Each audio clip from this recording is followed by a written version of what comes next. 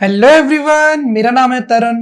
आप देख रहे हैं पाठशाला ऋषिकेश। कैसे हैं आप सब लोग? होप करता हूं आप सब ठीक होंगे। आज हम करने जा रहे हैं हमारे प्रैक्टिस सेट नंबर 10 की सॉल्यूशन आंसर की, जिसमें मैं आपको बताऊंगा उत्तराखंड और हिंदी के आंसर्स और जीएस वाले सर आपको जीएस के आंसर बताएंगे। तो चलिए शुरू करते हैं। पहला क्वेश्चन देखिए, कविता में किस तत्व की प्रधानता होती है? कविता में किस तत्व की प्रधानता होती है? भाव, विचार, कल्पना या फिर लेखन? तो देखिए बहुत से बच्चों ने करा होगा कल्पना। तो देखिए कल्पना कहीं से भी गलत नहीं है, पर सबसे ज्यादा प्रधानता अगर किसी चीज की होती है कविता में तो वो होती है ऑप्शन ए आपके भाव की। ठीक है, अगला क्वेश्चन देखिए, गोवर्धन लीला किसकी रचना है? गोवर्धन लीला किसकी रचना है? सूरदास, कबीरदास, मीराबाई या फिर इनमें से कोई नहीं? तो गोवर्धन लीला जो रचना है वो है आपके सूरदास की। सूरदास की काफी प्रसिद्ध रचना है गोवर्धन लीला। गोवर्धन सूरदास की और रचना कैसे? सूर सरावली, सूर सरावली, ठीक है, नल दमयंती, नल दमयंती, ठीक है, और भी बहुत सी रचना है। अष्टछाप के कवि कहा जाता था और अष्टछाप का जहाज कहा जाता था किसे? सूरदास जी को। ठीक है, द्विज शब्द का अर्थ है ब्राह्मण, पक्षी, दांत या फिर सभी। तो द्विज जो शब्द है ये शब्द प्रयोग होता है किसके लिए? ब्राह्मण के लिए भी होता है, पक्षी के लिए भी होता है, दांत के लिए भी और सभी के लिए। तो यानी तीनों के लिए होता है। तो ऑप्शन डी आपका सही उत्तर बनेगा। ब्राह्मण के लिए आप जैसे विप्र, विप्र शब्द का इस्तेमाल करते हैं। अग्रजन्मा, अग्रजन्मा, ठीक है, अग्रजन्मा, और भूदेव, भूदेव, इस तरह के ये पर्यायवाची किसके? ब्राह्मण के होते हैं। अगर हम बात करेंगे पक्षी के पर्यायवाची की तो पक्षी के पर्यायवाची होते हैं पखेरु, पखेरु, ठीक है, गगनचर, गगनचर, नभचर, ठीक है, ये किसके पर्यायवाची है? पक्षी के। दांत क्या आएंगे? तो दांत क्या आएंगे? मुखखुर, मुखखुर, ठीक है, और भी बहुत से पर्यायवाची होते हैं। दंत, ये पर्यायवाची किसके होते हैं? दांत के। देवनागरी लिपि का सर्वप्रथम प्रयोग कहाँ हुआ था? देखिए देवनागरी लिपि हमारी हिंदी की लिपि होती है देवनागरी, उसका सर्वप्रथम प्रयोग कहाँ हुआ था? बुद्ध के शिलालेख में, पाणिनि के अष्टाध्यायी में, जयभट्ट के शिलालेख में या अमीर खुसरो के शिलालेख में? तो सर्वप्रथम प्रयोग हुआ था ऑप्शन सी आपका जयभट्ट के शिलालेखों में। श्रद्धा किस कृति की नायिका है? आपसे बहुत बार पूछा जाता है कि ये पात्र किस कृति का है, किस कहानी का है। जैसे यशोधर बाबू का बहुत बार क्वेश्चन बनता है कि यशोधर बाबू किस कहानी के पात्र हैं? तो सिल्वर वेडिंग के पात्र है यशोधर बाबू। ऐसे ही आज आप पे क्वेश्चन बना है कि श्रद्धा किस कृति की नायिका है? प्रतिज्ञा, कामायनी, कैंजा या फिर निर्मला?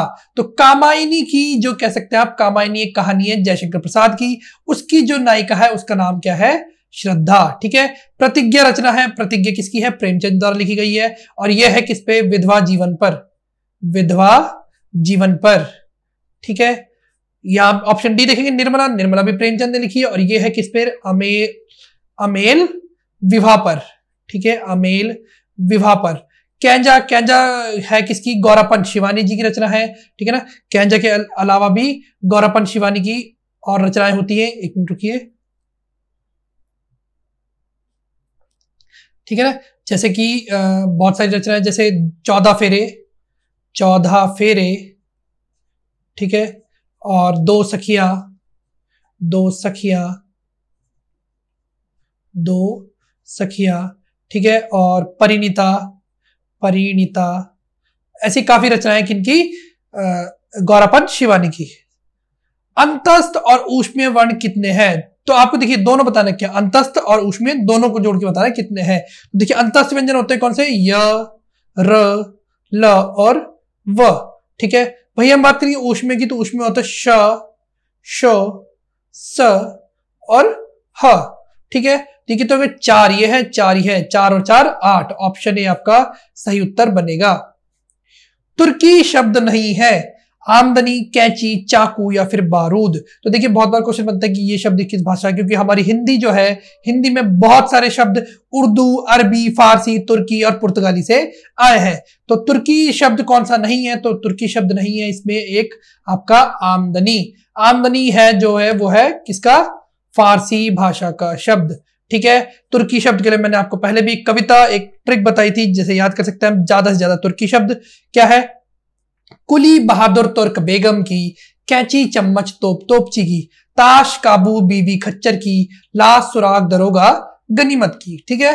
चलिए अगला क्वेश्चन, स्त्रीलिंग शब्द का चयन कीजिए, हवाला, हमला, हरकत या फिर हुलास।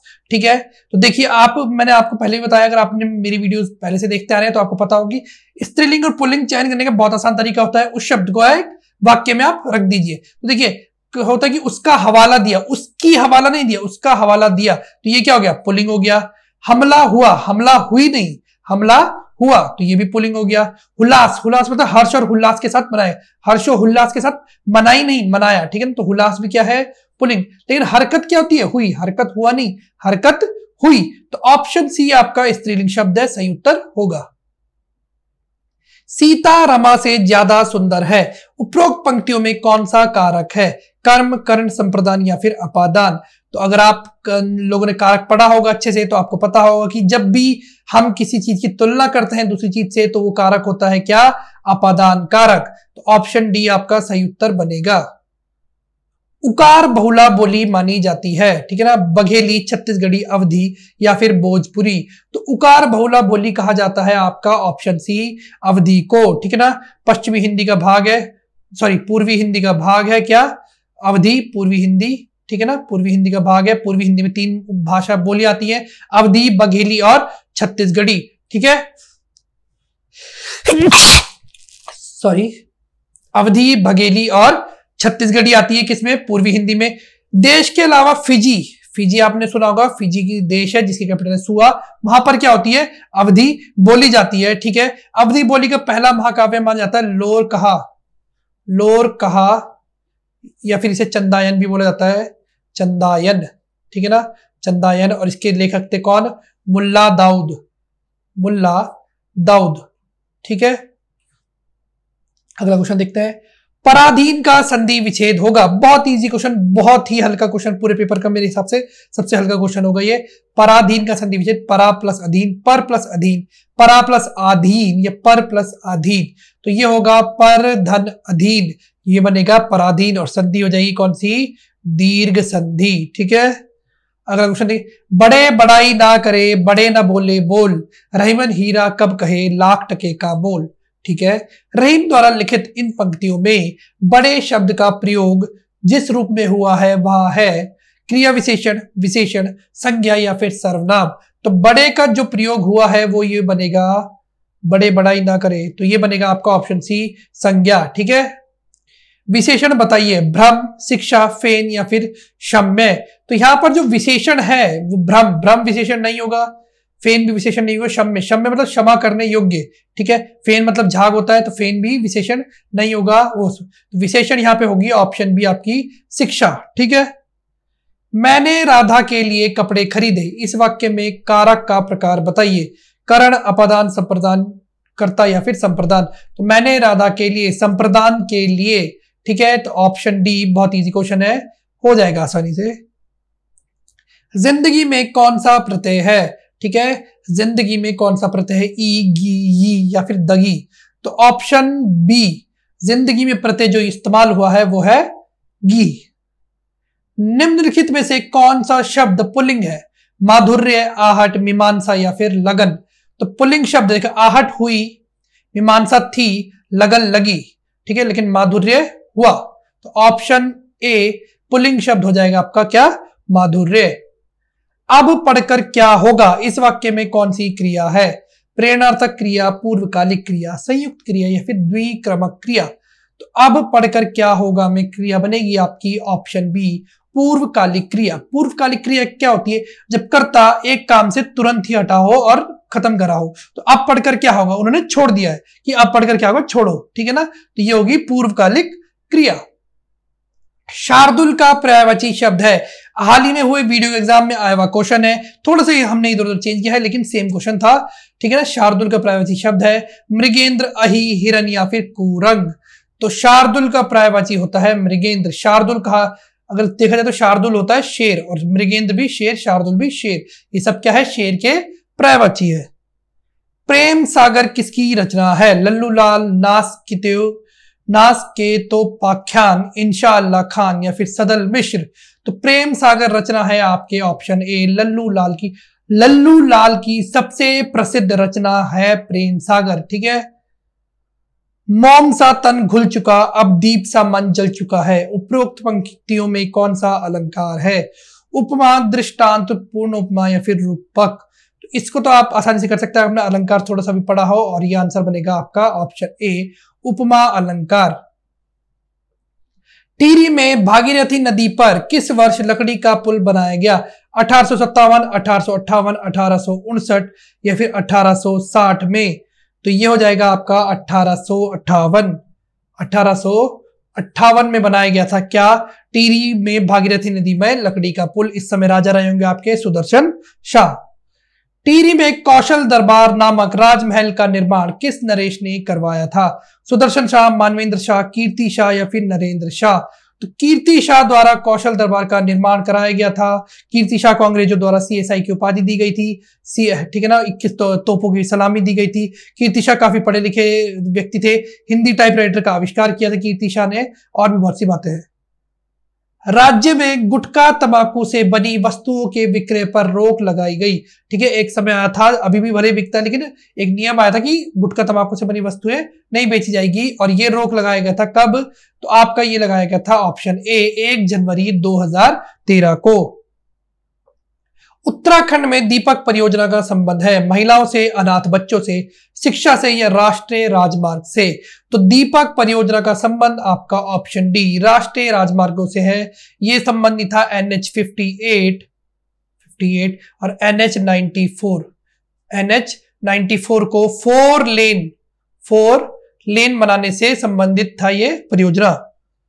मैनदेत्र नामक स्थान पर किसकी पूजा होती है? काफी अच्छा क्वेश्चन है, काफी अलग सा क्वेश्चन है। चालदा महासू, बासिक महासू, बोटा महासू या सभी की?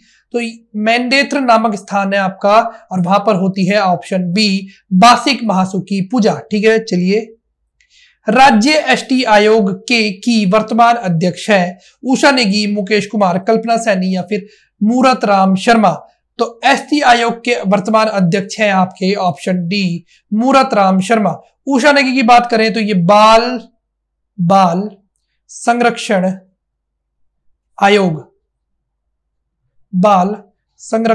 आयोग की अध्यक्ष है। ठीक है, बात करेंगे हम मुकेश कुमार की तो ये SC आयोग के अध्यक्ष है, SC आयोग। ठीक है, और बात करेंगे हम कल्पना सैनी की तो ये पिछड़ा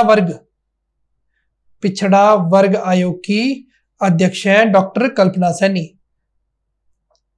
मंदाकिनी और धूलगाड़ नदी के संगम पर स्थित है। ठीक है, संगम से हर मॉक में हमारे एक क्वेश्चन आ रहा है, अगर आप ध्यान देते होंगे तो आप लोगों को इस बार जरूर आपने ये क्वेश्चन करा होगा सही। ठीक है, अगस्त्य मुनि, सूर्य प्रयाग, सोन प्रयाग या फिर कोटी प्रयाग? तो मंदाकिनी और धूलगाड़ के संगम पर पड़ता है आपका ऑप्शन ए, अगस्त्य मुनि। बात करेंगे हम सूर्य प्रयाग की तो ये पड़ता है मंदाकिनी और अलसरतगढ़ी, इस तरीके से एक नदी का नाम है। ठीक है ना, उस नदी में मंदाकिनी और इसका संगम होता है और वो सूर्य प्रयाग कहलाती है। सोन प्रयाग में होता है मंदाकिनी और सोन गंगा। ठीक है ना, या फिर जिसे बासुकी गंगा भी कहा जाता है। कोटी प्रयाग में होता है मंदाकिनी और काली गंगा का संगम, काली गंगा। ठीक है ना। कोलीडेग जलाशय किस जनपद में प्रस्तावित निर्माणाधीन है? पिथौरागढ़, बागेश्वर, चंपावत या फिर अल्मोड़ा? तो कोलीडेग जलाशय आपका प्रस्तावित है ऑप्शन सी, चंपावत में। ठीक है, ऑकलैंड हिल्स के नाम से जाना जाता है। काफी अच्छा क्वेश्चन है, बहुत बार इधर उधर मॉक्स वगैरह में या फिर आता रहता है। ठीक है ना, मसूरी, रानीखेत, नैनीताल या फिर हल्द्वानी? तो ऑकलैंड हिल्स के नाम से जाना जाता है आपका ऑप्शन बी, रानीखेत को। खुलकुड़ा नौला किस जनपद में स्थित है? अल्मोड़ा, देहरादून, पिथौरागढ़ या फिर उत्तरकाशी? तो आपका एक हथिया नौला तो सबने सुना है, एक हथिया नौला बहुत फेमस हो चुका है, चंपावत में स्थित है एक हथिया नौला। एक हथिया देवालय आपका कहा है?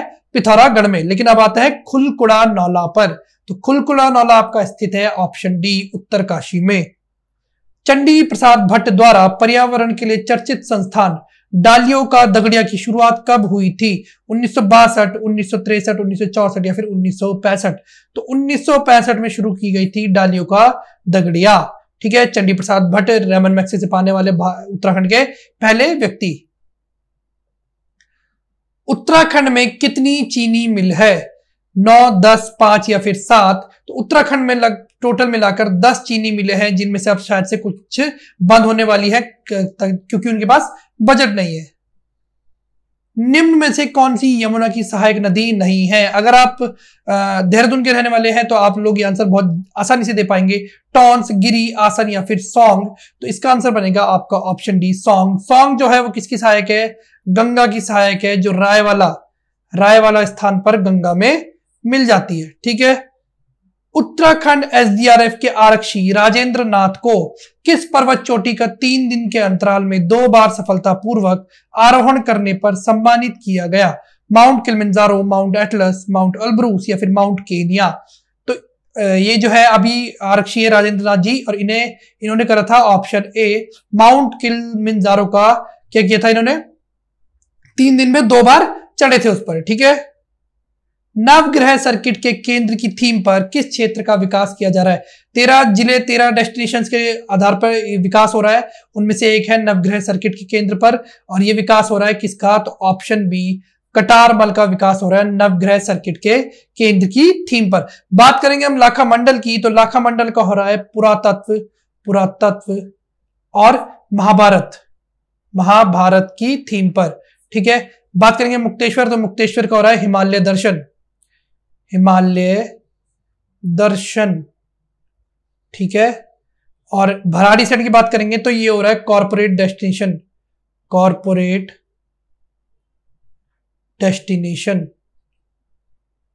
ठीक है।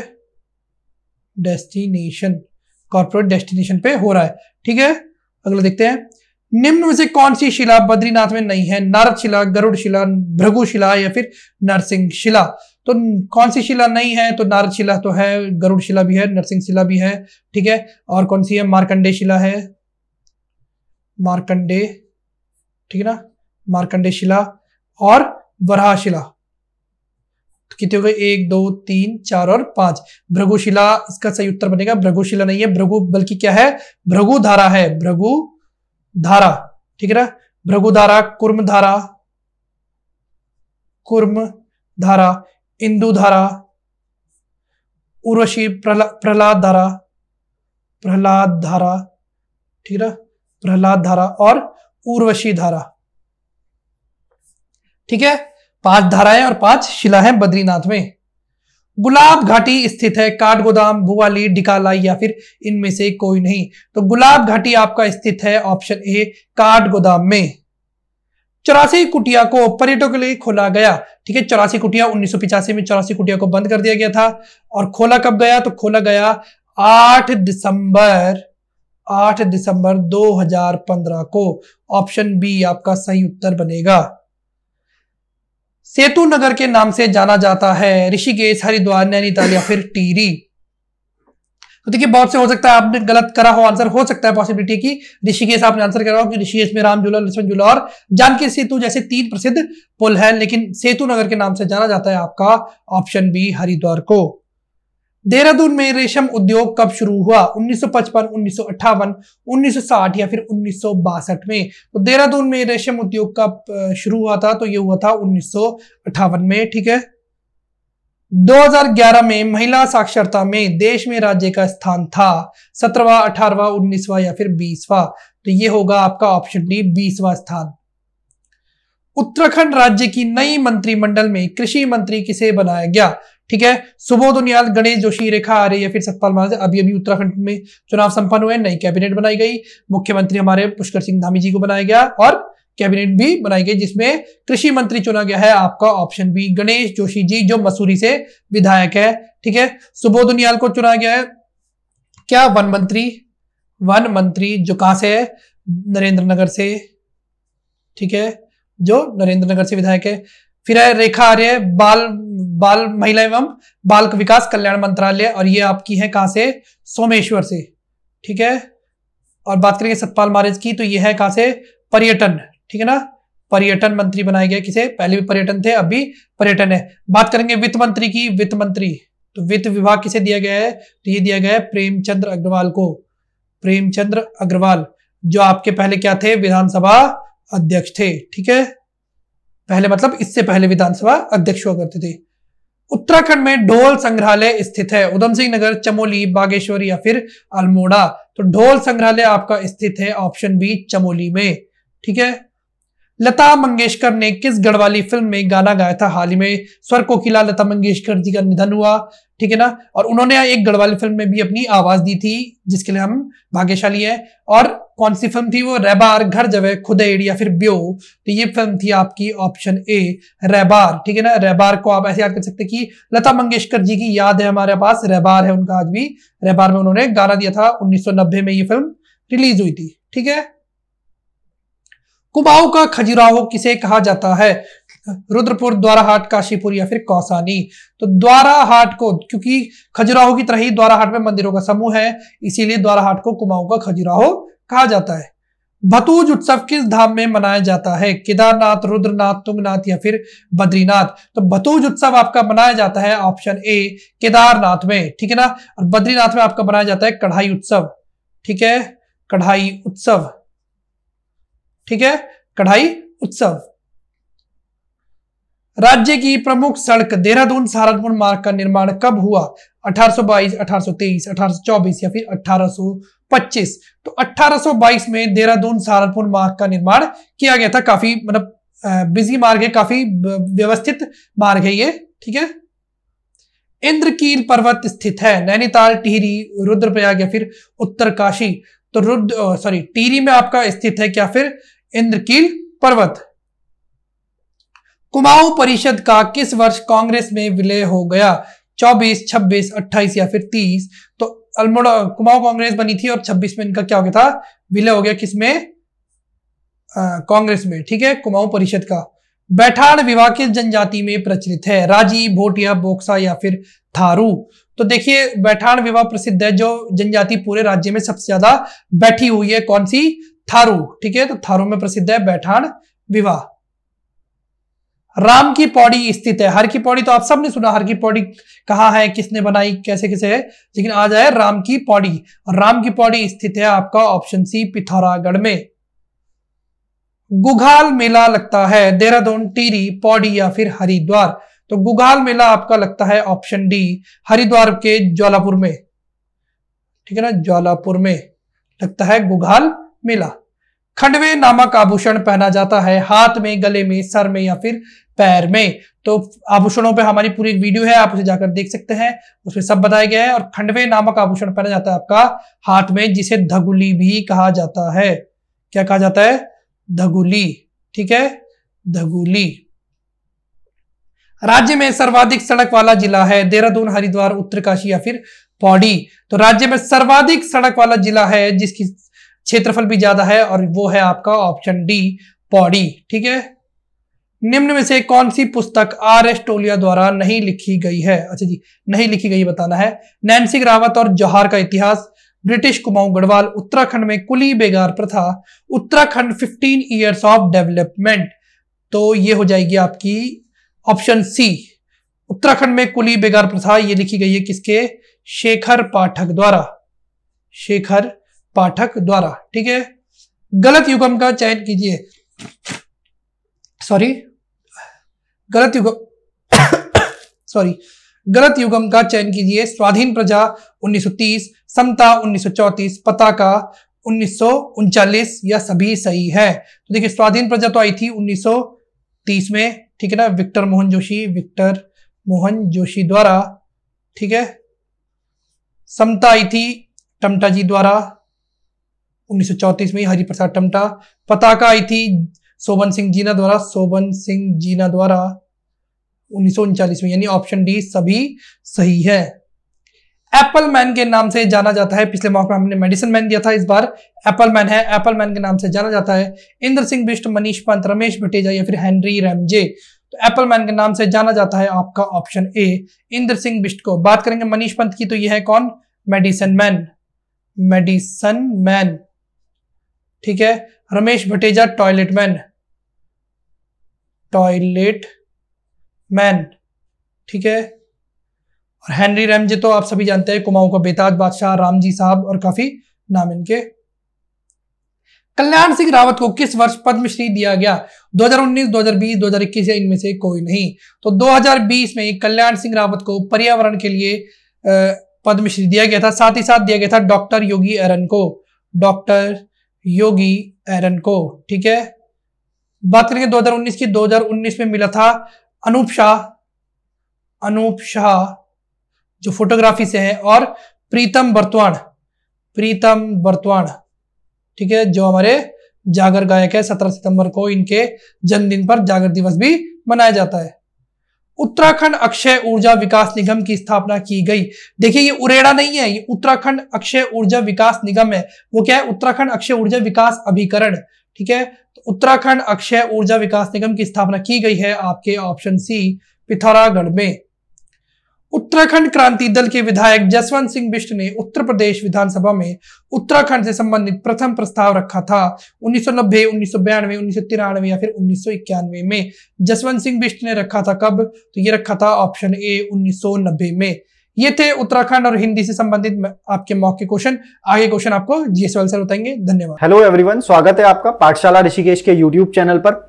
तो हम उत्तराखंड के लिए जो प्रैक्टिस सेट प्रोवाइड करते हैं आपको उत्तराखंड समूह गा के लिए, वो एक प्रैक्टिस सेट है। और प्रैक्टिस सेट 10 जो है उसका ये आंसर की सॉल्यूशन है। तो जीएस को करेंगे हम, इसमें प्रैक्टिस सेट जीएस के पार्ट को सॉल्व करेंगे। और आपको क्या करना है कि फटाफट से क्वेश्चन पहले पढ़ना है और साथ साथ आंसर करने की कोशिश करनी है। मैं आपको ये भी बताता चलूंगा कि ये क्वेश्चन कहां से, किस पार्ट से है, ताकि आप उसकी प्रिपरेशन अच्छे से कर पाएं। पाठशाला ऋषिकेश में सी सेट की क्लासेस भी चल रही हैं, रीजनिंग को भी पढ़ाया जा रहा है। तो आप क्या करें, आप रीजनिंग की वो क्लासेस देख लें, सी सेट पढ़ लें, ताकि रीजनिंग में भी अगर आपके 2-4 नंबर जो कम आ रहे हैं वो अब कम ना आए। तो पाठशाला के साथ जुड़ें, चैनल को सब्सक्राइब कर लें और हमारे साथ कंटिन्यू करते रहें। शुरुआत करते हैं। पहला क्वेश्चन कहता है भारत और चीन की उत्तर पूर्वी सीमा का सीमांकन कौन सी रेखा करती है। ये क्वेश्चन लिखा इस तरीके से गया है, लेकिन सिंपल है कि भारत और चीन के बीच कौन सी रेखा है। तो ध्यान देना, जो मैकमोहन रेखा है ये भारत और चाइना के बीच में है। इतनी बात समझ आ रही है आपको।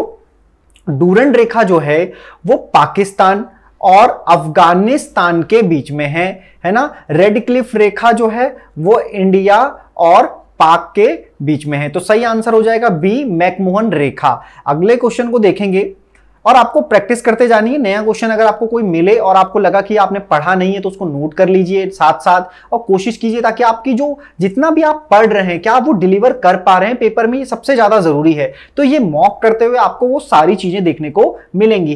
पहला क्वेश्चन कहता है शिवालिक पहाड़ियां निम्न में से किसका हिस्सा हैं। शिवालिक पहाड़ियां क्या अरावली का है, पश्चिमी घाट का है, हिमालय का है या सतपुड़ा का है। तो ध्यान से देखना, जब हम हिमालय को डिवाइड करते हैं, हिमालय को बांटते हैं, तो हम बांटते हैं, एक कहते हैं ट्रांस हिमालय, हिंदी में भी ट्रांस हिमालय कह सकते हैं, ठीक है, कोई दिक्कत नहीं, या इसे कह सकते हैं पार हिमालय, ठीक है। फिर हम कहते हैं वृद्ध हिमालय या ग्रेटर हिमालय या महा हिमालय, ठीक है। क्या कहते हैं? महा हिमालय कहते हैं भैया। फिर तीसरे पार्ट को हम कहते हैं लघु हिमालय, लेसर हिमालय या मध्य हिमालय। और फिर हम इसी पार्ट में एक और पढ़ते हैं और उसको कहते हैं शिवालिक हिमालय। आई मेरी बात समझ में? तो आप कहेंगे कि जो शिवालिक पहाड़ियां हैं वो किसका भाग है? हिमालय का भाग है। आगे चलो। टोडा एक जनजाति है, ट्राइबल एरिया है जो निवास करती है। तो टोडा जनजाति कहां पर निवास करती है? क्या वो अरावली पहाड़ियों पर है, मध्य प्रदेश में है, नीलगिरी की पहाड़ियों पर है, विंध्याचल की पहाड़ियों पर है? तो लगातार आंसर देते रहिए, कोशिश करिए कि आपके आंसर सही हो। और जो चीज छूट जा रही है कि ये टॉपिक ज्योग्राफी का है और वहां से आपसे नहीं हो रहा है, तो आपको सदर्न इंडिया को पढ़ना चाहिए। वहां आप नीलगिरी पहाड़ियां पढ़ेंगे और आंसर मिल जाएगा। अरावली पहाड़ियां गुजरात से लेकर राजस्थान, दिल्ली के बीच फैली हुई हैं और यहीं पर एक चोटी है जिसको कहते हैं गुरु शिखर, ठीक है। सतपुड़ा विंध्याचल रेंज, और सतपुड़ा रेंज कहां मिलेंगी? तो मध्य प्रदेश में। विंध्याचल की पहाड़ियां ये रही ऑप्शन में, ठीक है। आगे चलते हैं, प्यार से समझिएगा और साथ साथ याद करिएगा। इंदिरा गांधी नहर का निर्माण कार्य वर्ष 1958 से प्रारंभ हुआ और इसका उद्गम है। इंदिरा गांधी नहर जो भारत की सबसे बड़ी नहर है, इसका उद्गम कहां से है? 4 ऑप्शन आपके पास है। सतलज नदी पर भांगड़ा बांध, रिहंद नदी पर रिहंद घाटी योजना से, महानदी पर हीराकुंड योजना से, या सतलज नदी पर हरिकेट डैम से। तो आप में से बहुत सारे लोगों ने ये 2 ऑप्शन बाहर कर लिए होंगे, बचा होगा ए और डी। तो सही आंसर हो जाएगा सतलज नदी पर हरि के बांध से, सतलज नदी पर हरि के बांध से। नागार्जुन बांध, नागार्जुन डैम जो है जिस नदी पर अवस्थित है वह है। तो देखो बिल्कुल क्वेश्चन आसान है, भीमा, भद्रा, गोदावरी और कृष्णा, है ना। इसे कृष्ण नहीं, इसे कृष्णा कर लीजिए, ऐसा कहा जाता है। तो नागार्जुन है। तो मेरी बात ध्यान देना, आपने अर्जुन और कृष्ण जी का संवाद सुना होगा, तो नागार्जुन डैम जो है वो कृष्णा नदी पर है, ये बात आपको ध्यान रखनी है। और कृष्णा जो है, भीमा जो है वो कृष्णा की एक सहायक नदी है। दक्षिण गंगा कहा जाता है जिस नदी को दक्षिण गंगा कहा जाता है वो है गोदावरी, इसकी लेंथ है 1465। कृष्णा की अगर बात करें तो ये दूसरी सबसे बड़ी प्रायद्वीपीय नदी, दक्षिण भारत की सबसे बड़ी नदी है, जबकि गोदावरी पूरे भारत की दूसरी सबसे बड़ी नदी है। प्यारे बच्चों, दूसरी सबसे बड़ी नदी है, दूसरी सबसे बड़ी नदी है। आ रही है इतनी बात समझ में? चलिए आगे चलते हैं। सिस्मोमीटर मापता है, ऐसे क्वेश्चन कई बार आते हैं। सिस्मोमीटर किस चीज को मेजर करता है? हृदय की गति को, पेड़ों की ऊंचाई को, या भूकंप को, या उपरोक्त में से कोई नहीं। तो आसान क्वेश्चन है, भूकंप को नापता है सिस्मोमीटर, ठीक है। रिएक्टर स्केल जो होता है, जिसको आप रिएक्टर स्केल कहते हैं, वो भी आपको ध्यान रखना है। 0 से 10 के बीच में उसका मेजरमेंट होता है। पेड़ों की ऊंचाई को, या यूं कह दो कि एक है क्रेस्कोग्राफ। क्या होता है? क्रेस्कोग्राफ होता है, जो पेड़ों की जो ऊंचाई होती है उसको नापता है। आगे चलते हैं। जुलू एक जाति है जिसका संबंध निम्न में से है। ये देखो, एक हमने टोडा पढ़ा जो भारतीय जनजाति है, अब हम जुलू पढ़ रहे हैं जो एक अंतरराष्ट्रीय जनजाति, मतलब देशों में विदेशज है। तो आप देखेंगे कि वो क्या न्यूजीलैंड में, तो एक माउरी नाम की जनजाति है जो न्यूजीलैंड में मिलती है, जिम्बाब्वे, मैक्सिको, दक्षिण अफ्रीका। आंसर हो जाएगा दक्षिण अफ्रीका की जनजाति है जुलू, ठीक है। यहीं पर माउरी भी मिलती है, ये भी आप याद रख सकते हैं। आगे चलते हैं। जुलू जनजाति दक्षिण अफ्रीका की है। विश्व में सर्वाधिक दुग्ध उत्पादक देश कौन सा है? Denmark, Canada, Bharat, England. दुग्ध उत्पादक, तो आपको याद होगा 1970 का वो समय जब भारत में दुग्ध क्रांति यानी कि व्हाइट रेवोल्यूशन इसको कहा जाता था, श्वेत क्रांति के नाम से जानते थे, और 1970 की ये बात है। और जब आप श्वेत क्रांति कहेंगे तो आपको एक नाम याद आएगा जिसे हम कहते हैं विजय कुरियन, है ना। पी विजय कुरियन जाने जाते हैं इस चीज के लिए कि उन्होंने श्वेत क्रांति या दुग्ध क्रांति को भारत में स्टार्ट किया था। तो दुग्ध उत्पादन में भारत ही पहले नंबर पर है, आपको ये याद रखना है। आगे चलते हैं। निम्न में से कौन सा महारत्न नहीं है? देखो अक्टूबर के समय में न्यूज थी कि 11 महारत्न कंपनियां अब हो गई हैं, 11 महारत्न कंपनियां अब हो गई हैं। नवरत्न जो है वो 14 हैं, और मिनी रत्न भी कुछ होंगी। तो महारत्न, नवरत्न, ये कॉन्सेप्ट 1997 के बाद आया है, आपको ध्यान देना है। तो जब हम यहां पर ये पढ़ते हैं BEL जो है ये एक नवरत्न कंपनी है, भारत रत्न महारत्न नहीं है। कोल इंडिया है, Bharat heavy electricals limited, gas authority of India, है ना, गेल, ये सारी महारत्न कंपनियां हैं। आगे चलते हैं। क्वेश्चन कहता है 15वें वित्त आयोग के अध्यक्ष कौन थे? 15वें वित्त आयोग के अध्यक्ष, लेटेस्ट क्वेश्चन है। हर 5 वर्ष के लिए, है ना, 5 वर्ष के लिए एक वित्त कमीशन, एक वित्त आयोग का गठन किया जाता है। कौन करता है? तो ऐसा करते हैं राष्ट्रपति, या इन्हें प्रेसिडेंट कहते हैं, और ये करते हैं आर्टिकल 280 के अकॉर्डिंग। किसके अकॉर्डिंग? 280 के अकॉर्डिंग। NK सिंह इनका नाम है, नंद किशोर सिंह इनका नाम है, और ये भारत के 15वें वित्त आयोग के अध्यक्ष हैं। 14वें कौन थे? तो ये भाई साहब 14वें थे, और KC नियोगी जो थे वो पहले थे। क्या नाम था? पहले थे KC नियोगी। मेरे प्यारे भाइयों, पहले थे KC नियोगी, ठीक है, ये आपको ध्यान रखना है। ये थे फर्स्ट फाइनेंस कमीशन चेयरमैन, ये आप याद रखेंगे। आगे चलते हैं। भारत में कागजी मुद्रा प्रथम बार कब शुरू की गई? आंसर बिल्कुल 1862 हो जाएगा। कैनिंग के समय में, कैनिंग जब हमारे यहाँ वायसराय हुए, पूरे भारत के पहले वायसराय क्या थे? भारत के पहले वायसराय थे, ठीक है। आगे चलते हैं। भारत के राष्ट्रीय शेयर बाजार का मुख्यालय कहाँ है? राष्ट्रीय शेयर बाजार NSE आपको याद रखना है, ठीक है। 1992 की ये बात है, एक कमेटी बनाई गई फेरवानी कमेटी, क्या फेरवानी समिति बनाई गई और इसने रिकमेंड किया राष्ट्रीय स्टॉक मार्केट, है ना, राष्ट्रीय स्टॉक मार्केट को इन्होंने दिया, शेयर एक्सचेंज को इन्होंने दिया, राष्ट्रीय शेयर बाजार इसको कहा जाता है, इसका हेडक्वार्टर है मुंबई में, राष्ट्रीय शेयर बाजार। ठीक है, आगे चलते हैं। भारत में किस वर्ष परिवार नियोजन कार्यक्रम प्रारंभ किया? आपको मालूम होगा कि लगातार जनसंख्या नियंत्रण कानून जो है वो न्यूज में है, यूपी द्वारा जनसंख्या नियंत्रण कानून पे खूब बात की जा रही है। तो भैया परिवार नियोजन की बात है तो 1952 का जो ड्यूरेशन था, भारत की पहली जनगणना, स्वतंत्र भारत की पहली जनगणना, स्वतंत्र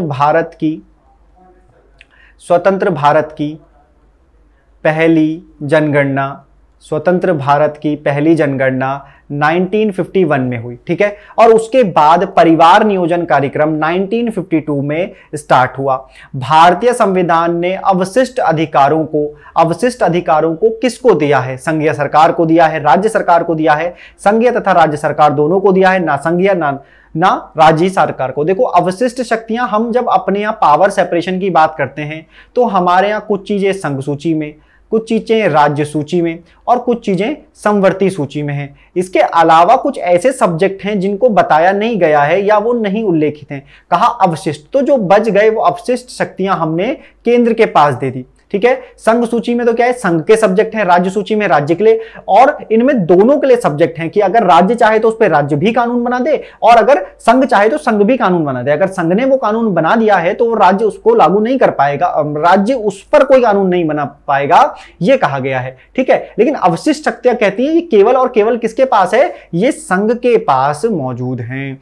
निम्नलिखित में से किस अनुच्छेद के अनुसार भारतीय संविधान अंतरराज्य परिषद के संबंध में प्रावधान करता है? इंटर स्टेट काउंसिल से। सीधा क्वेश्चन, आर्टिकल 263 कहता है कि एक इंटर स्टेट काउंसिल बनाई जाएगी। इंटर स्टेट काउंसिल का कॉन्सेप्ट आपको मालूम होगा कि सरकारिया कमीशन, सरकारिया आयोग ने कब दिया? तो आप कहोगे 1983 के आसपास, और उसके बाद 1990 के टाइम ड्यूरेशन में एक इंटरस्टेट काउंसिल पहली बार भारत में बनाई गई। प्राय किसकी सलाह पर राज्य में राष्ट्रपति शासन लागू किया जाता है? राज्य में राष्ट्रपति शासन, प्रेसिडेंट रूल लगाया जाता है। इसकी सिफारिश कौन करता है? क्या मुख्यमंत्री करता है? गलत। क्या लेजिस्लेटिव असेंबली करती है? गलत। क्या गवर्नर करता है या उच्च न्यायालय के मुख्य न्यायाधीश करते हैं? तो ये भी गलत। सही आंसर हो जाएगा कि गवर्नर करते हैं। गवर्नर सिफारिश करते हैं किसी राज्य में अगर संवैधानिक तंत्र फेल हो जाए, सरकार बनाने के लिए ना हो, या केंद्र के दिए गए आदेशों को राज्य सरकार मानने से इनकार कर दे, है ना, या संविधान के अनुसार जो सिस्टम होता है उसको ना चलाया जा रहा हो, तो ऐसी स्थिति में गवर्नर जो होता है वो राष्ट्रपति शासन लागू करने की इजाजत देता है।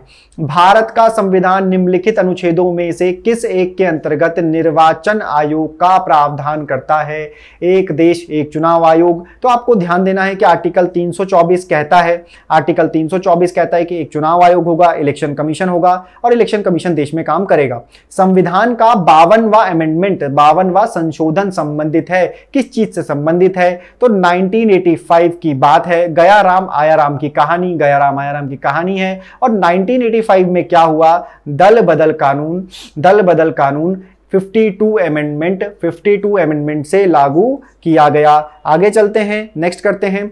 सभा के संविधान के किस संशोधन के द्वारा केंद्रीय मंत्रियों की संख्या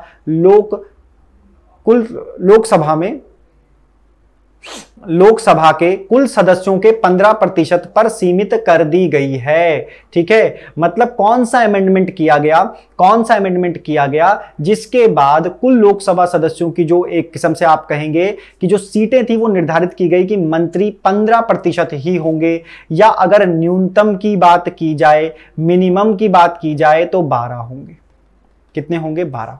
ठीक है, तो आंसर हो जाएगा 91 ये अमेंडमेंट हुआ, 91 अमेंडमेंट हुआ। 2003 के आसपास का ये अमेंडमेंट है, 91 अमेंडमेंट है। और ये जो था 91 अमेंडमेंट किया गया और इसमें हमने सीटों को निर्धारित किया था कि 15% हो सकती है अधिकतम और 12 हो सकती है न्यूनतम। कौन सी भाषा हमारे संविधान की 8वीं अनुसूची में सम्मिलित नहीं है? 8th शेड्यूल जो है, 8वीं अनुसूची जो है उसमें टोटल 22 भाषा है। 22 भाषा है। 22 भाषा में कौन सी शामिल नहीं है? गुजराती, कश्मीरी, राजस्थानी, डोगरी। तो देखो उसमें राजस्थानी शामिल नहीं है। आपको 22 की 22 भाषाएं याद करनी चाहिए। उसमें असमी, बंगाली, मराठी, उर्दू, नेपाली, कोंकणी, मणिपुरी, संथाली, ये सारी भाषाएं एक बार पढ़ लो, आपको आइडिया लग जाएगा। उसके बाद आपको जरूरत नहीं पड़ेगी, ठीक है, कि आपको बार बार देखना पड़े। एक बार पढ़ लीजिए, आपको आइडिया लग जाएगा कौन सी भाषा उसमें नहीं रखी गई है। लगभग 22 भाषाएं, तो उस हिसाब से आप ध्यान दे सकते हैं। उस भारतीय का क्या नाम था जिसने तीनों गोलमेज सम्मेलन में भाग लिया? 1930 से लेकर 1932 तक साइमन कमीशन की रिकमेंडेशन पर आरटीसी राउंड टेबल कॉन्फ्रेंस हुई। बी आर अंबेडकर जो थे वो तीनों, है ना, बी आर अंबेडकर, मैंने आपको समझा दिया कि बी आर अंबेडकर जो थे उन्होंने तीनों कॉन्फ्रेंस में सम्मेलन में भाग लिया, जबकि गांधी जी ने केवल दूसरे कॉन्फ्रेंस में भाग लिया था, राउंड टेबल कॉन्फ्रेंस जो इंग्लैंड में, लंदन में हुआ था। 1932 में पूना पैक्ट के बाद हरिजन सेवक संघ की स्थापना हुई। इसके अध्यक्ष कौन थे? देखो, हरिजन सेवक संघ 1932 में हुआ, पूना पैक्ट गांधी और अंबेडकर के बीच में हुआ। इसके अध्यक्ष कौन थे? स्थापना की थी महात्मा गांधी जी ने। तो घनश्याम दास जो बिरला थे, ये थे इसके अध्यक्ष। निम्नलिखित में से कौन एक कैबिनेट मिशन का सदस्य नहीं था? कैबिनेट मिशन 1942 में, माफ कीजिएगा, ये तो क्रिप्स मिशन आया था। कैबिनेट मिशन आया था 1946 में। कैबिनेट मिशन आया था 1946 में। 3 लोग इसमें थे। पैथिक लॉरेंस इसमें थे, जॉन साइमन इसमें, स्टफर्ड क्रिप्स इसमें थे और एवी अलेक्जेंडर इसमें थे। कौन नहीं थे पूछा है, तो क्वेश्चन के हिसाब से जो आंसर हो जाएगा वो आंसर हो जाएगा ये कि कौन नहीं थे। 3 लोग थे, 1946 में आए थे, पैथिक लॉरेंस, स्टफर्ड क्रिप्स और एवी अलेक्जेंडर। जय जवान जय किसान का नारा किसने दिया था? हर जगह ऐसा नारा गूंजा जाता है, आज भी दिया जाता है। 4 नाम आपके सामने हैं। लाल बहादुर शास्त्री, भारत के दूसरे प्रधानमंत्री, आपको ये याद रखना है। हिंद स्वराज किसने लिखी? हिंद स्वराज बुकें हैं बाल गंगाधर तिलक, विनोबा भावे, चंद्रशेखर आजाद या महात्मा गांधी। तो आंसर हो जाएगा महात्मा गांधी। हिंद स्वराज इन्होंने लिखा है। कलकत्ता किसने बसाया था? मद्रास, कलकत्ता, बॉम्बे, ये नाम आते हैं। तो देखो, चौब चारनाक जो थे, इन्होंने कलकत्ता को स्टैब्लिश किया था। ये बात आपको ध्यान रखनी है। उनको सवारने का नाम दिया जाता है, इसलिए जॉब चारनाक नाम आता है। महाराजा रणजीत सिंह के उत्तराधिकारी कौन थे? महाराजा रणजीत सिंह जिन्होंने पंजाब या सिखों को संगठित कर करके एक राज्य का निर्माण किया, लाहौर उनकी राजधानी थी, उनके उत्तराधिकारी थे खड़क सिंह। अगले क्वेश्चन की तरफ चलते हैं। शिवाजी ने मुगलों को किस युद्ध में हराया था? पुरंदर, रायगढ़, सलहार या शिवनेर के युद्ध में मुगलों को हराया था। छोटी सी लड़ाई थी, सलहार में शिवाजी ने मुगलों को हराया था। आगे चलते हैं। प्राचीन संस्कृत ग्रंथ में प्राप्त यवन प्रिया शब्द, यवन प्रिया शब्द क्या घोतक है? एंशियंट हिस्ट्री से क्वेश्चन है। अभी तक आपने पॉलिटी करा, हिस्ट्री करा, मॉडर्न हिस्ट्री करा, अब आप देख रहे हैं कि ये एंशियंट हिस्ट्री से क्वेश्चन है। थोड़े से टेढ़े क्वेश्चन होते हैं। चारों ऑप्शन पढ़िएगा। काली मिर्च यवन प्रिय कहा जाता था, थोड़ा सा याद आपको रखना है, ठीक है। आगे चलते हैं। एलोरा गुफाओं का निर्माण कराया था। एलोरा का निर्माण किसने? एलोरा गुफा जो महाराष्ट्र में है, इसका निर्माण किसने कराया था? तो देखो, एलोरा का निर्माण कराया था राष्ट्रकूटों ने, ठीक है। एलोरा का निर्माण कराया था राष्ट्रकूटों ने, ये आपको ध्यान रखना है। महाबलीपुरम आप ध्यान रखोगे, चोल वोल याद रखोगे, पल्लव साउथ इंडिया, पालों ने, है ना, प्रतिहार, पाल, तो आपने इन्होंने त्रिपक्षीय संघर्ष में हिस्सा लिया था। हर्षचरित्र नामक पुस्तक किसने लिखी है? हर्षचरित्र आर्यभट्ट, बाणभट्ट, परिमल गुप्त, विष्णुगुप्त, ये बुक किसने लिखी है? हर्षचरित्र, कादंबरी, बाणभट्ट, ये आपको याद रखना है। हर्षचरित्र लिखी है बाणभट्ट ने, आपको याद। हिस्ट्री का क्वेश्चन है, एंशिएंट हिस्ट्री से क्वेश्चन आया है। भारत के वर्तमान निर्वाचन आयुक्त कौन है? Election commissioner. इससे पहले हमने पढ़ा कि आर्टिकल 324 इनके इलेक्शन के लिए बारे में बताता है। तो देखो, वर्तमान में सुशील चंद्रा जो हैं वो हैं भारत के इलेक्शन कमिश्नर। अन्य 2 लोग हैं, ये सुनील अरोड़ा इससे पूर्व वाले थे, इससे पूर्व थे सुनील अरोड़ा, राजीव कुमार दूसरे, अनूप चंद्र तीसरे व्यक्ति हैं। आगे चलते हैं। 57th जो है वो ज्ञानपीठ अवार्ड, यानी कि 2021 के लिए ज्ञानपीठ अवार्ड किसे दिया गया है? दामोदर मावजो, अखितम नंबूदरी, शशि थरूर, नीलामणि फकुनी। अखितम नंबूदरी को इससे पहले 55वां के करीब दिया गया था। इससे पहले दिया गया है, मतलब अभी जो दिया गया है वो है दामोदर मावजू को। ये कोंकणी भाषा के लेखक है, ठीक है। 56 दिया गया है इन्हें, 56 दिया गया है नीलेमणि फुकनी को। तो आंसर हो जाएगा दामोदर। आगे चलते हैं। 1024 बाइट बराबर है 1024 बाइट बराबर है 1 केबी के। किसके बराबर है? 1 केबी के बराबर है। ठीक है।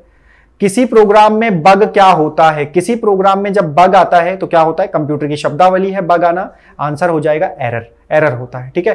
पढ़िए, प्रैक्टिस कीजिए। अगली बार हम कोशिश करेंगे और ज्यादा डिस्कशन के साथ आपके साथ ये करें। दिए गए विकल्पों में से संबंधित अक्षर चुनिए। थोड़ा सा रीजनिंग है, थोड़ा सा धैर्य बनाए रखिएगा, करने में समय लगता है, आपको समझना है। कोडिंग डिकोडिंग की क्लासेस लीजिए और एबीसीडी को याद कर लीजिए। सबसे पहले इनमें करना क्या है कि नंबरिंग कर लो। ए 4 होता है, एफ जो होता है वो 6 होता है और एच जो होता है वो 8 होता है। यहां भी कर लीजिए। ये 7 है, ये जो है वो 9 है और ये जो है वो 11 है।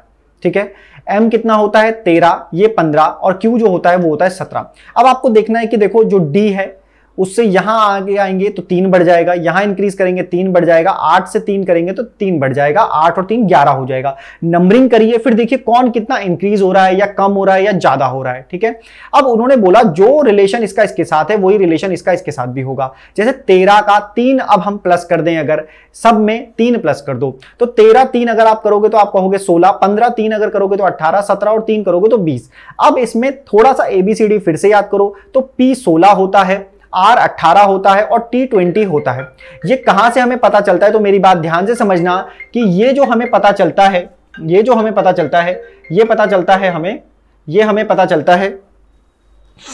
पता चलता है कि हम कोडिंग डिकोडिंग करें और उसमें हम एबीसीडी को याद रख लें। ठीक है। तो PRT पहला आंसर आ रहा है तो यही इसका आंसर हो जाएगा। आगे चलिए।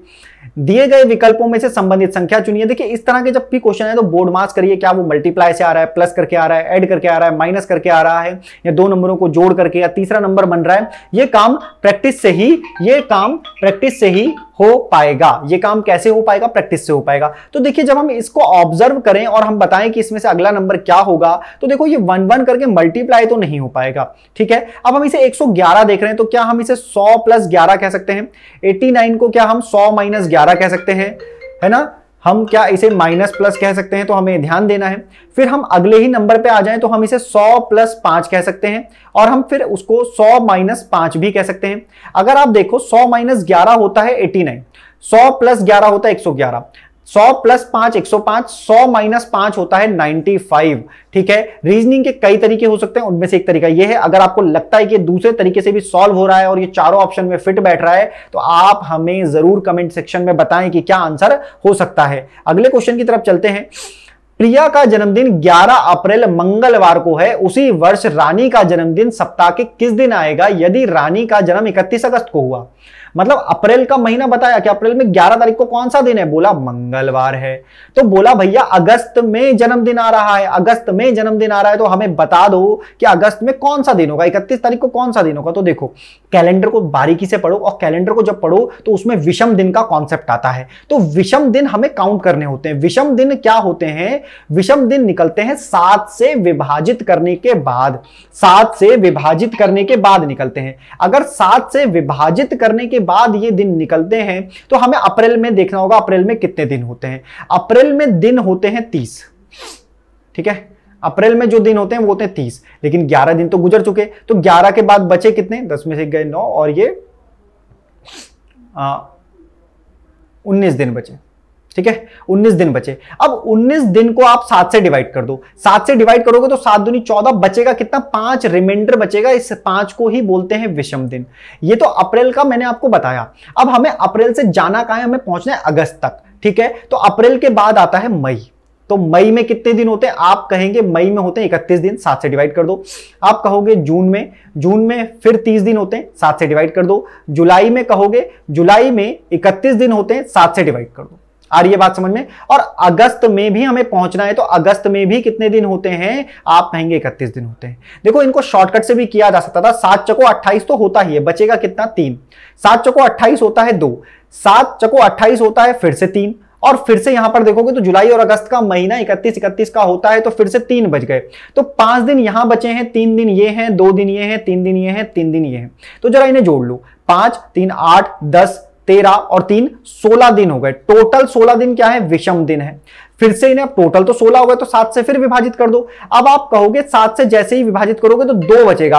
अब ये 2 विभाजित नहीं हो पाएगा, अब ये 2 जो है विभाजित नहीं हो पाएगा, ठीक है। तो 2 बच गया शेष या विषम बच गया। तो जो 2 विषम बचा है वो मंगलवार से आगे जाना होगा। अगर मंगलवार से हम आगे जाएं तो 2 दिन आगे कर लो, बुधवार और वीरवार। तो 31 अगस्त का जो दिन हो जाएगा वो मंगलवार से 2 दिन आगे हो जाएगा, है ना। मंगलवार से आगे हो जाएगा तो आंसर आ जाएगा थर्सडे या गुरुवार आ जाएगा आंसर। आ रही है मेरी बात समझ में? तो आप इसको एक बार क्रॉस चेक कर लेना, देख लेना। अगर आपको समझ नहीं आया तो प्रांजल सर की जो सी सेट की क्लास चल रही है, प्रांजल सर की जो सी सेट की क्लास चल रही है, आप उसको पढ़ सकते हो, देख सकते हो, कर सकते हो, ठीक है। अगले क्वेश्चन की तरफ चलते हैं, नेक्स्ट क्वेश्चन को करते हैं। निम्नलिखित में सबसे छोटी अभाज्य संख्या है। निम्नलिखित में सबसे अभाज्य संख्या, देखो एक चैप्टर होता है जिसे कहते हैं नंबर सिस्टम, ठीक है। नंबर सिस्टम एक बेसिक चैप्टर है जिसमें आपको अंकों का ज्ञान कराया जाता है। जैसे समझिए, कुछ संख्याएं पूर्ण संख्याएं होती हैं, कुछ संख्याएं सम संख्या होती है, कुछ संख्याएं विषम संख्या होती है। पूर्ण संख्या, सम संख्या, विषम संख्या होती है, और ऐसे ही एक संख्या आती है अभाज्य। इसका भी पूरा चैप्टर पाठशाला ऋषिकेश के YouTube चैनल में नंबर सिस्टम नाम से है। अभाज्य संख्याओं की बात हो रही है तो देखो सबसे छोटी जो अभाज्य संख्या होती है वो 2 होती है, सबसे छोटी अभाज्य संख्या। अभाज्य संख्या का कॉन्सेप्ट कहता है कि वो नंबर जो 2 से, मतलब 1 से और अपने आप से कटे। जैसे मैं लिख रहा हूं 2, 3, 5, 7, 11, एग्जाम्पल के लिए 13 भी लिख सकते हैं, 17 भी लिख सकते हैं, 19 भी लिख सकते हैं। ये नंबर या तो अपने आप से कटेंगे या कटेंगे 1 से, इनको कहते हैं अभाज्य संख्या। तो सबसे छोटी अभाज्य संख्या हो गई 2। आगे चलो, ये वाला क्वेश्चन डायरेक्शन सेंस से है, फिर से धैर्य बनाए रखेंगे और आराम से इसको करो और समझो कि क्या है। जब तक मैं कर रहा हूं उससे पहले आप करने की कोशिश करें। एक महिला 3 किलोमीटर उत्तर की ओर चलती है, तो 3 किलोमीटर उत्तर की ओर चला दो। 3 किलोमीटर चल रही है, ठीक है। फिर पश्चिम की ओर मुड़कर, देखो उत्तर की तरफ इस तरफ गई तो इधर ही पश्चिम होगा। पश्चिम की ओर मुड़कर 4 किलोमीटर चलती है, फिर दक्षिण की ओर मुड़कर, अब यहां से वो दक्षिण मुड़ रही है तो इधर मोड़ दो। बोला 7 किलोमीटर चलती है, ठीक है, 7 किलोमीटर चलती है, फिर वह अपने बाईं ओर मुड़ती है। तो देखो आपका बाईं, जब आप इधर की तरफ ऊपर की तरफ फेस करके खड़े हो, आपका बाईं इस तरफ हो जाएगा। तो ये जब नीचे की तरफ फेस करके खड़ी है तो बाईं ओर बिल्कुल विपरीत हो जाएगा, यानी कि इस तरफ हो जाएगा। कितना चलती है भैया? 4 किलोमीटर चलती है, और ये भी 4 ही था तो ये भी उतना ही चली। फिर बोला वह अपनी प्रारंभिक स्थिति से अब कहां है? अपनी प्रारंभिक स्थिति से अब कहां है? तो प्रारंभिक स्थिति तो ये थी, यहां तक 3 किलोमीटर हो गया, ये बचा 4 किलोमीटर, तो ये भी हो जाएगा कितना? 4 किलोमीटर। बोला प्रारंभिक स्थिति से कहां है? प्रारंभिक स्थिति ऊपर, उससे नीचे वो यहां पर है क्योंकि वो तो यहां पर है, तो दक्षिण में वो है और वो है 4 किलोमीटर। तो 4 किलोमीटर दक्षिण जो है वो हो जाएगा आंसर इसको। आई बात समझ में? ये प्रैक्टिस से ही हो पाएगा, बिना प्रैक्टिस के नहीं हो पाएगा। 2-4 क्वेश्चन भी अगर बड़े आ गए तो यकीन मानिए रीजनिंग के वो क्वेश्चन आपको कई हजार लोगों से आगे पीछे कर सकते हैं। तो प्रैक्टिस करिए, एक एक नंबर बहुत ज्यादा इंपॉर्टेंट हो जाता है एग्जाम पॉइंट ऑफ व्यू से। चैनल को सब्सक्राइब करिए, पाठशाला ऋषिकेश के साथ जुड़िए। टेलीग्राम चैनल पर रात को क्विज होती है, वहां पर ऐड ऑन हो जाइए। वहां पर PDF, प्रैक्टिस सेट वगैरह आपको दिए जाते हैं, प्रोवाइड किए जाते हैं। टेलीग्राम चैनल का नाम है पाठशाला ऋषिकेश, यही पाठशाला ऋषिकेश ग्रुप सी, पाठशाला ऋषिकेश ग्रुप सी। वीडियो देखने के लिए धन्यवाद। चैनल को सब्सक्राइब करना ना भूलें। Thank you very much.